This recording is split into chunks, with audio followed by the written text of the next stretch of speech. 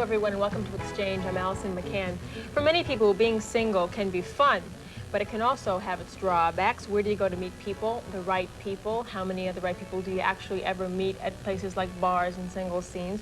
Joining us is a guy now this evening who thinks that he's got some good ideas and some good answers on how to help singles out. We welcome Mark Snyder. He's executive producer and host of the Singles Lifeline radio program on WTTP AM radio, airing every Sunday from 7 to 10 p.m. Welcome to the program. Thanks very much for having me. Tell us about the concept behind Singles Lifeline, if you could. Well, it's a first-in-the-country concept. It's a 3-hour show. The first 2 hours are dedicated purely to interviews with people in the singles community, where the listeners can call up and ask questions about different subjects that might be bothering them at the time.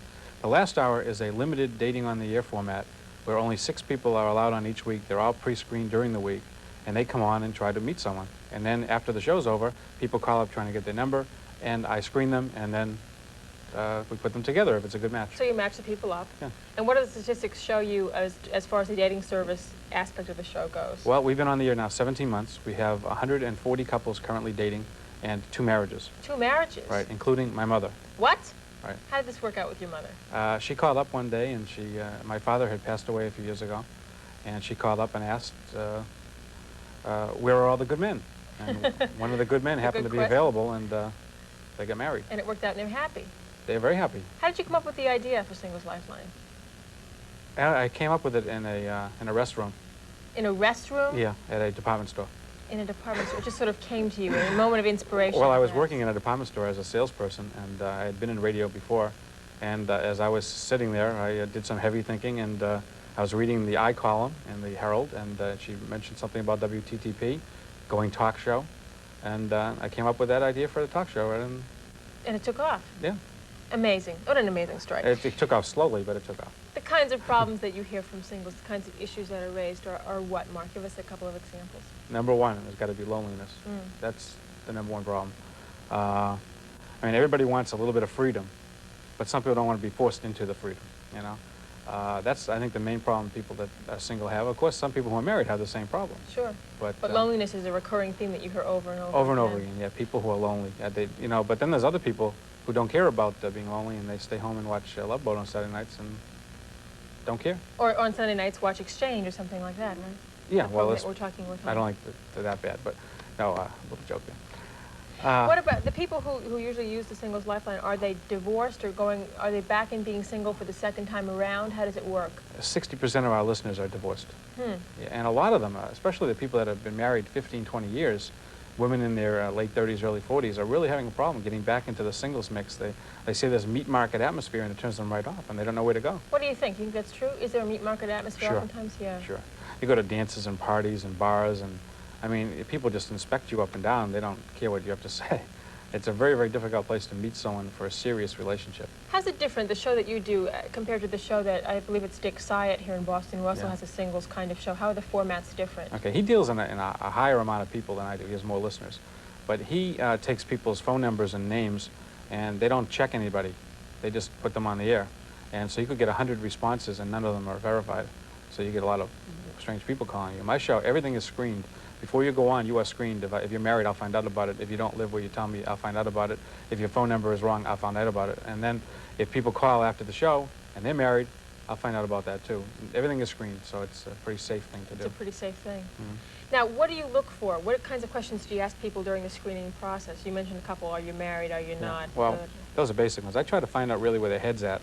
If people are looking for, for sex or something like that, then I don't even deal with them. Do you get people who call up who are just looking for a sexual good time? Male and female. Really? Yeah. And I have people that have the IQ of a turtle, and I don't put them on either. I try to keep it in a professional level where people have an intelligent thing to say and they can speak well, you know. Do you think that being single has changed dramatically over the last, say, 5, 10 years or so from what it used to be like? I think it might be easier now than it was then, because there's so many more alternatives now to singles. Dating on the air wasn't a possibility 10 years ago, 15 years ago. Dating services have sprung up like weeds. Some are good, some are bad, but they're available to people. There are singles clubs for people who play tennis, singles clubs for people who go skiing. You know, that's all. So that's new, and I think that's a good turn of events. I think that people are really relaxed and are truly themselves when they're on the air looking to meet someone through a single service like the one that you offer? Or do you think that they're a little bit on to use Well, the when word. they first call, they're a little nervous and stuff. But I create a little comedy in the conversation, and I try to get into their interest. We get past the basics of how tall and what you weigh, to what they're really into in life and what they're really looking for. So you use humor in your show. We have to. Yeah, my show is really mostly humor, actually. I have a lot of married people. 10% of my listening audience is married. People just like to listen and laugh. Do they call up as well and offer comments, or is that not part of it? Yeah, no, they do. There's some shows where I ask people that are married to call up, you know, or people who are engaged. Big problem today with dating, I would imagine, and people express it to you, correct me if I'm wrong, has to do with health concerns, things like AIDS and just the whole herpes contagion. Do you hear a lot about that? We did one show on herpes where I had an 80-year-old woman call me and said, I don't want to hear about that herpes.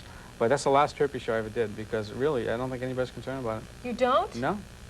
But In California, I have friends in California that are single, and they're concerned about it. But you don't think it's an epidemic here in Not Boston? at all, no. Statistics will show us that it really is. That Well, I haven't run into that at all, and the people on the show, no one has discussed it at all, If really. you're really lucky you won't run into it at all. Yeah, we did a show on it, and the show didn't get many calls.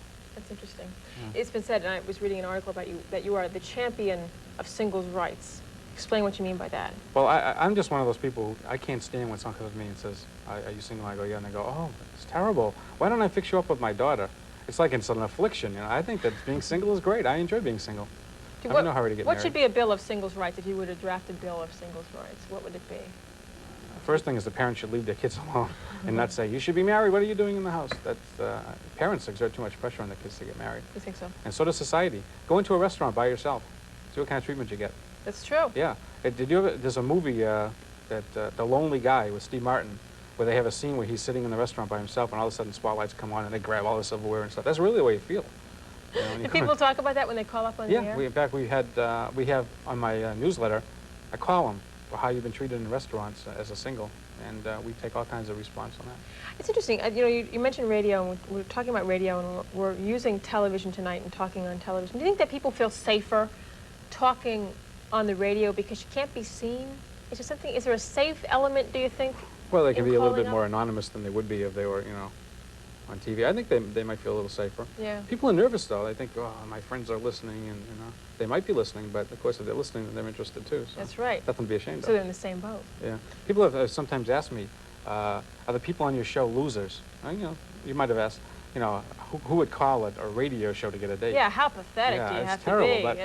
But I figured that the losers are the people that stay home on Saturday night, make no effort to meet anybody, stay home and watch Love Boat and Fantasy Island, and then, you know, that's it.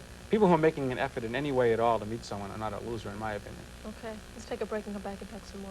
Okay. Mark Snyder is our guest. He is the executive producer and the host of something called the Singles Lifeline on WTTP Radio. We're talking about being single here in the city of Boston. Stay tuned, everyone, for more of the program.